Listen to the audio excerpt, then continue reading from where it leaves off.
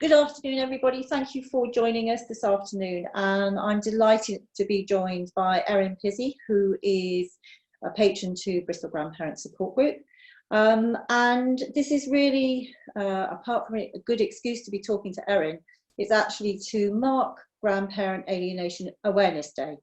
And so thank you so much, Erin, for joining me this afternoon. I'm delighted to have you here. And hopefully we won't have any technical issues and we can just carry on. So would you like just to, for those who don't know, just tell us a little bit about yourself and your background, Erin? Well, in 1971, I started a refuge in Chiswick, and it was the only one in the world. And I remember the shock when I opened it, because I was looking for information. There was absolutely nothing. There was no literature. There was nothing that I could make out that actually would tell me anything of how to proceed. And of course, it was really tough in those days, because the first thing that happened is the vicar used to preach from his pulpit about how I was a marriage wrecker. And I'd have these women with broken bones and black eyes and cigarettes put out on them, and the children with, and I used to seethe.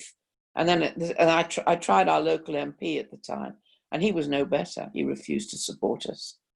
And so it was really in the teeth of opposition. And this had been going, obviously, since time immemorial. And the disgusting thing was that all the family agencies in those days knew what was going on, but did nothing.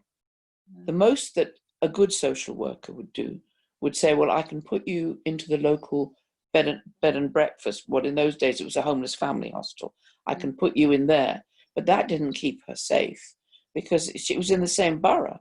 So it didn't take long to suss out where she was with the children. And of course, the violence would be much worse. So this was a tiny house. It was 2 up and 2 down, and with an outside loo and this little tiny sort of courtyard in the back. And we had a tin bath to bath the children. And the children used to sleep on the mattresses on the floor that we put out, 4 or 5 of them to a mattress. And the mothers had to sleep against the walls with their heads on their knees, because there was no room for them. And very quickly, the local newspaper picked up that here was this place that was breaking the law. And Hounslow Borough Council at that time was Alderman King. He was a monster. So the first thing he did to help was to actually take out warrants for my arrest for overcrowding. Gosh. I remember just standing there when they handed me the documents, and I read them. I tore all up, and I put them back in the envelope and gave them to the official and said, now what are you going to do? And he said, I don't know. No one's ever done that. And it was the strength of all of us that eventually Neville Vincent from Bovis Construction bought us a great big house, which became the crisis refuge. And from there onward, we battled and we changed all the laws, because in those days, police couldn't interfere. They couldn't go into a house. Worst most they could do is knock on the door and complain about the noise. And then, so that's what we did. So eventually, we had houses donated to us. And one of them was a man called John Ponton in Bristol. He was a property millionaire. And he gave us this beautiful house. It was in Whitehall Road in Easton. It was 114, I think. It was a corner house. It had a big walled garden, which was perfect. Yes. And it was fairly derelict. And I have a love of God that I've always had. And I remember saying to God, well, that's all very well, but how on earth are we going to actually manage to run this house? Because people had got in and vandalized it. And then one day I got this phone call from a woman saying, you don't know who I am, but I want to come and see you privately. I said, all right. And she walked in. She looked at me and she said, I don't approve of inherited money. I said, here's a check. And she gave me £1,000. Gosh. Which set up the Bristol house. Wow, golly. Yeah, and I'd be there most weekends with my children. And we used to go. So how long were you there? How long were you in Bristol with that house in particular? In that house, I was there probably for about 7 years. Oh, okay. And I'd go to the local swing baths with the children. Yeah. And then on Sunday we'd go riding. because I've always believed that horses have a magic effect on children. Yeah, me too. Yeah, and it did actually. Yeah, I remember one boy who was incredibly violent, and putting him on this huge, great horse, and he was just a changed child. yeah, Because the horse was bigger and stronger, yeah, and he had to learn to, yeah. and it was all of it was magic. Oh, that's amazing.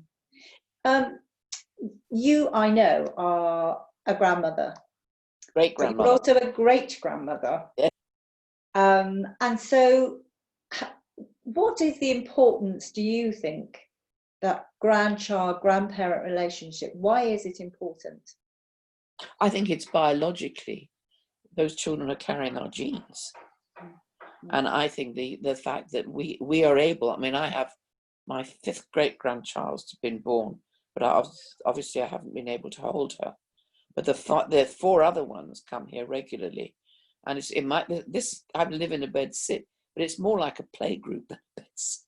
Fantastic. So huge boxes of toys, and the 7-year-old by me, he loves to make things. So I have also a stack of various kinds of tapes and cardboard which I collect. There's more of that than there is anything else in this room. And I know, and they paint and they draw and they do all the things that they can do when they're busy mother, although she's absolutely brilliant, my granddaughter, hasn't really got the time to do.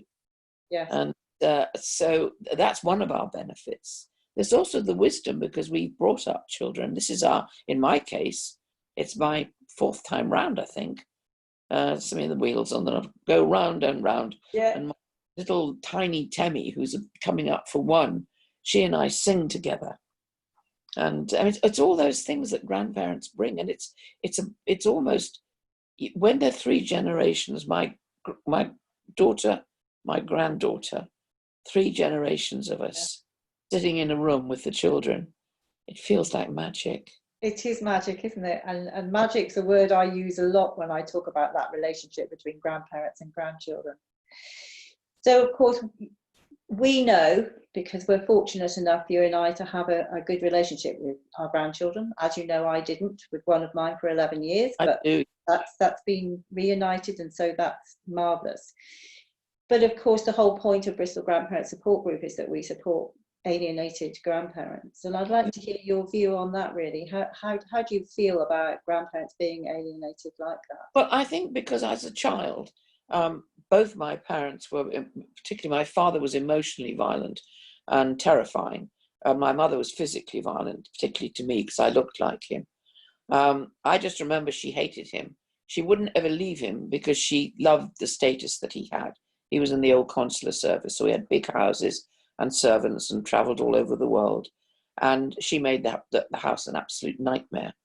And one of the things that I've always been sad about, he was a very brilliant man, and she never allowed for that. So, and we were so frightened of him, partly because of her attitude towards him. And she was a really good actress. It took me till I was about 16 to realize why sometimes he seemed to be so explosive. And there crates were coming from the old Army and Navy store. We were in West Africa, and I was undoing the crates, and out came these cashmere sweaters.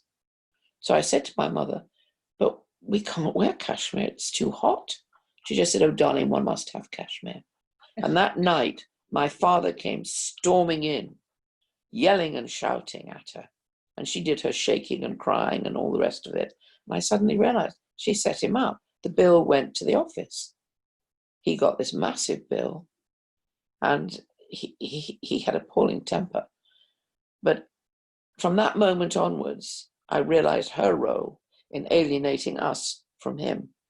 And so it was particularly important to me in the refuge that we, all of us and the staff, agreed that as far as possible, where the fathers were concerned, if they wished to see their children, that we should make it possible, not in contact centres, because they're usually dire and very dreary places, although the staff are great, but we should do it ourselves, which we did, unless the man was dangerous, obviously was trying to get to his wife through the children, then we would talk to him.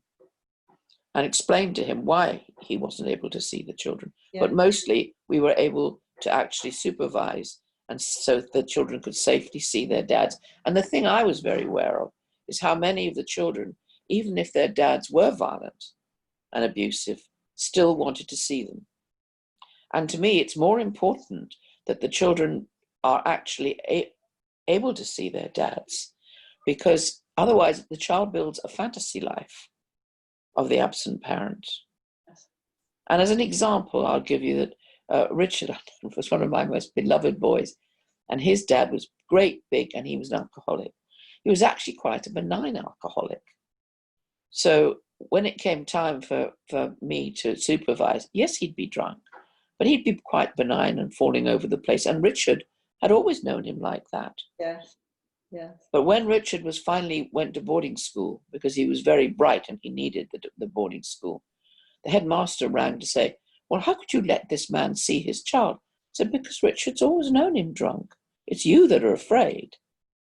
Yeah. So my feeling is, I've said from the very beginning, and I tried, there was a group when I came back to England in 97 who were trying to legalize the relationship so that we would have automatic rights as grandparents and great-grandparents to see our children.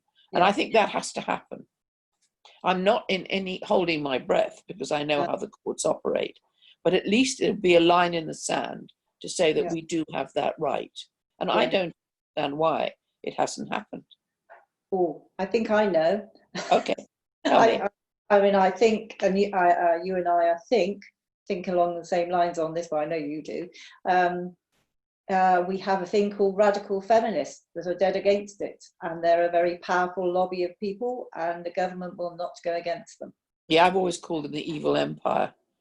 Exactly. Because what happened to me was in 1974, when we'd moved into the big house, we were beginning to get donations and we were beginning to get known through the press.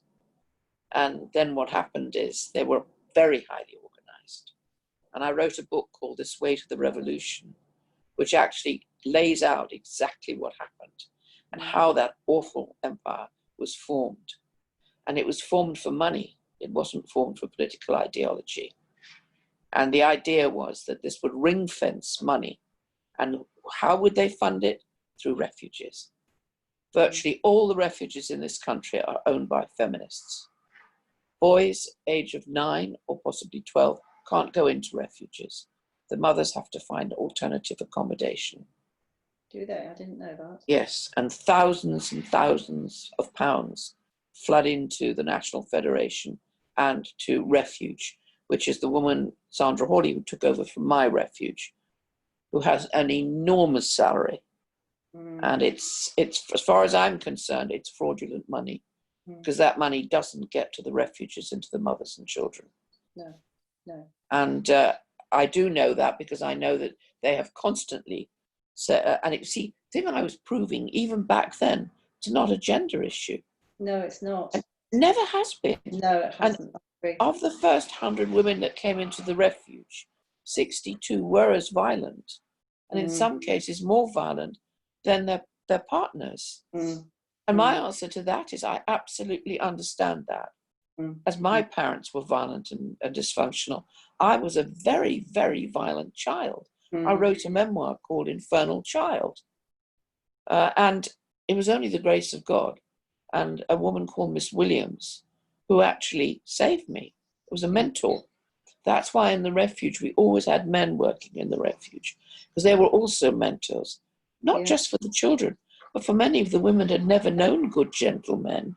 No, I agree. And the radical feminists who portray all men as being bad abusers and any other adjective really you want to use.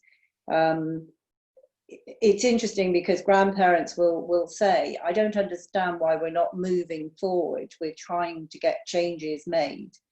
And they don't understand it quite.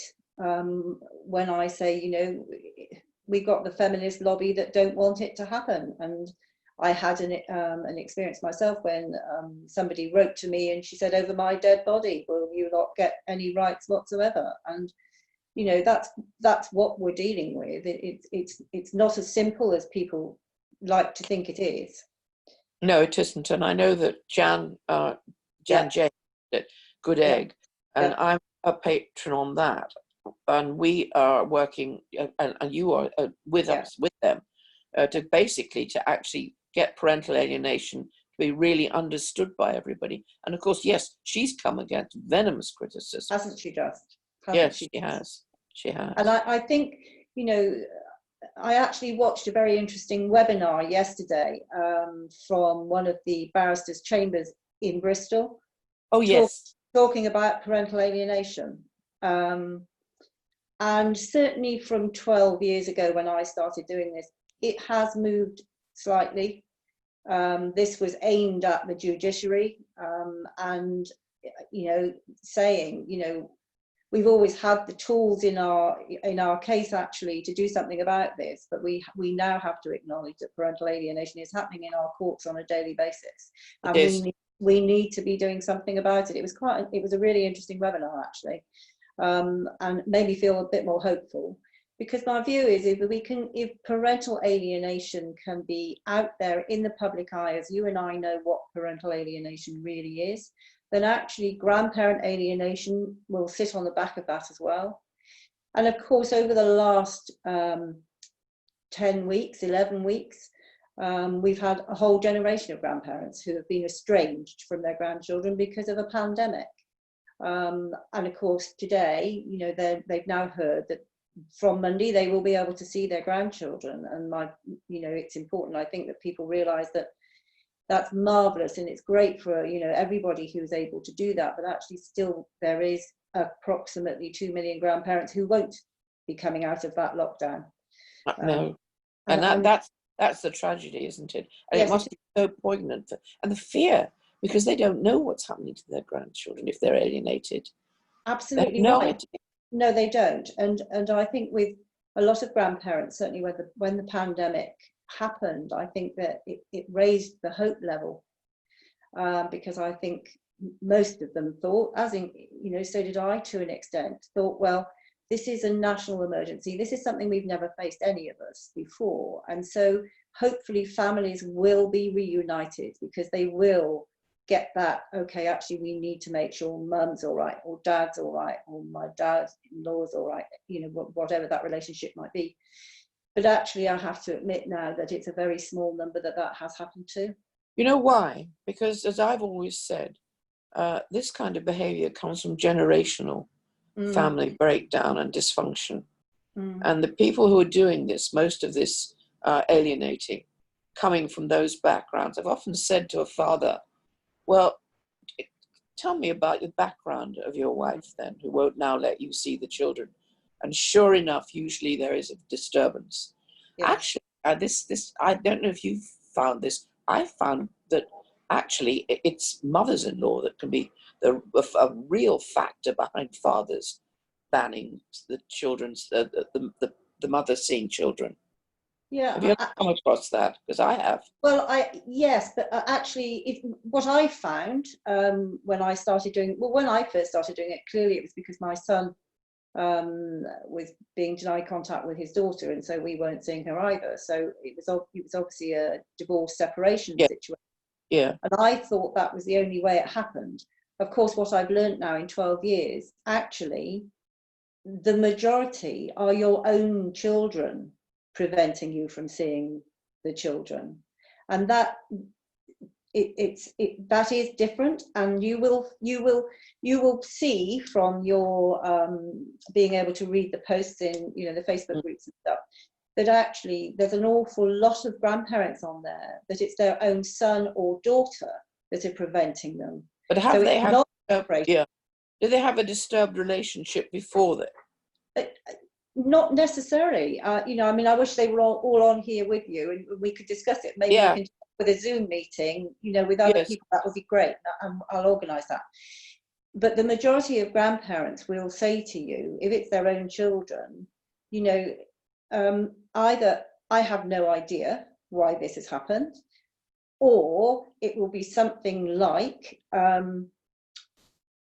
because they criticize perhaps something, but it's usually something really small, that escalates into this situation. And, you know, they're now in their sort of 8th, 9th, 10th year of being estranged, presumed alienated, because there is a difference, isn't there? Yes.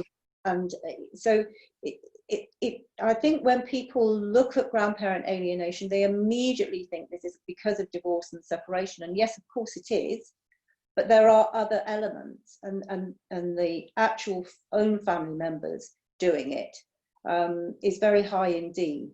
How would you say the ratio of men married to women, and it's the women who are the in-law, the daughter-in-law, and he's too frightened to counteract and say, no, I'm going to let my mother see my children? Yes, I have got the statistics, but not on me at the moment. But about equal?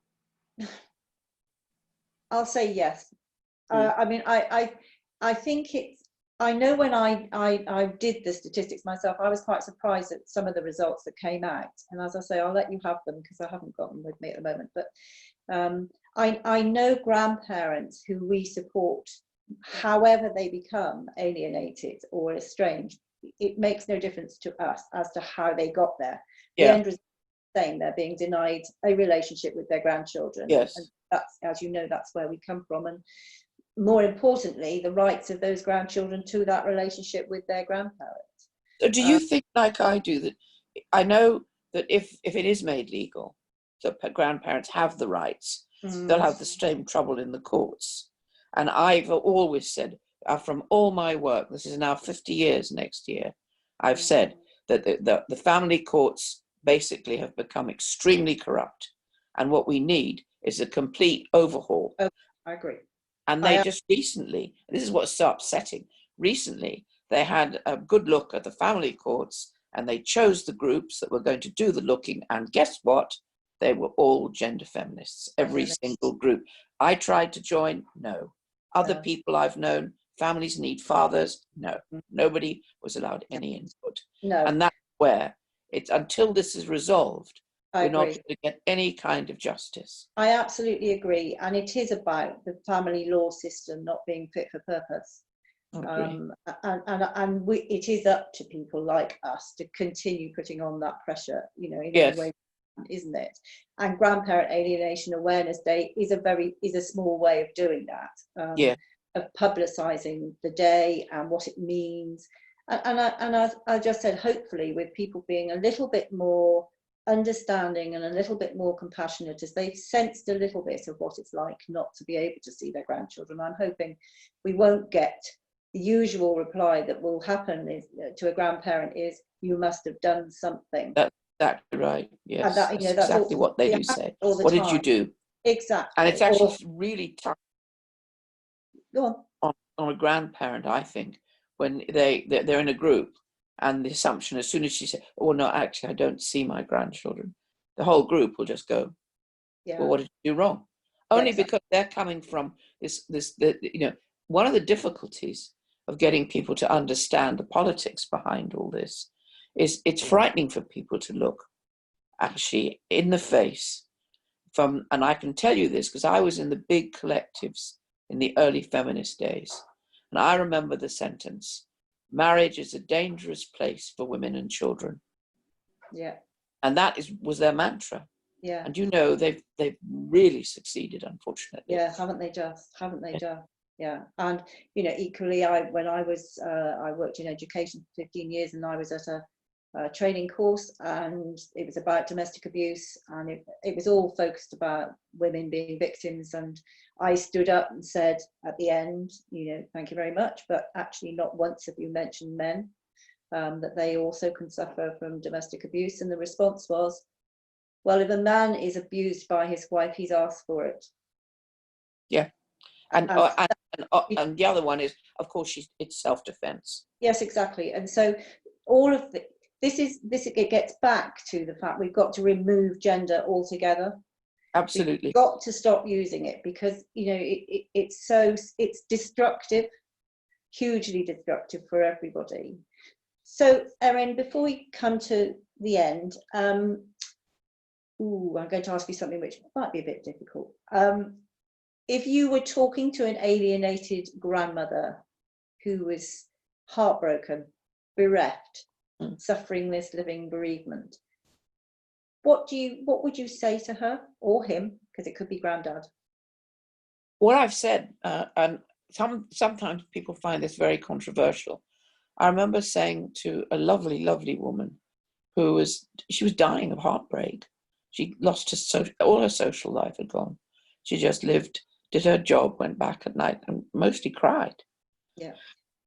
And she had 4 girls, and they'd all gone with the father at the doors, and they all didn't want to see her. Now, I can vouch for her because I knew her well. I knew her friends. And in that case, I said, look, I'm sorry. I'll call her Sarah. Sarah, I've listened, and you've done everything you possibly can. Now I'm afraid you're going to have to start to really make a life of your own, because until such time as God or whatever happens in their lives, you're going to destroy yourself if this goes on. So what she did at that time, it was the Olympic Games that were held in England at that time. She became one of the ushers. Mm-hmm. That was her first step. And it brought her back to life. Yeah. No, she hasn't, even years later, no, she hasn't seen her children, but she is living, she is surviving, and it'll always be an arrow in her heart that won't leave. But at least she's built an alternative that can work for her. Absolutely. But Erin, the other case, go on. just the other case is sometimes where it's a question of, I had a man who I've known now for 8 years. He comes to see me, and he was alienated from all his children. And we worked very hard. And one of the things he had to learn was how not to inundate them with requests and needs and his needs, but to be able to stand his ground. And now they're all reconciled, all his grandchildren and there were daughters again. They're all reconciled, and they have a very good relationship. And we know reconciliation can happen, and it can. It can. Erin, thank you so much for your time this afternoon. It's been marvellous, and thank you so much. And hopefully we can arrange a Zoom meeting that you're in, and we can talk about a little bit more about that. And that would be marvellous. Thank you so much, Erin. It's been marvellous. It's been a pleasure. Thank you. Thank you.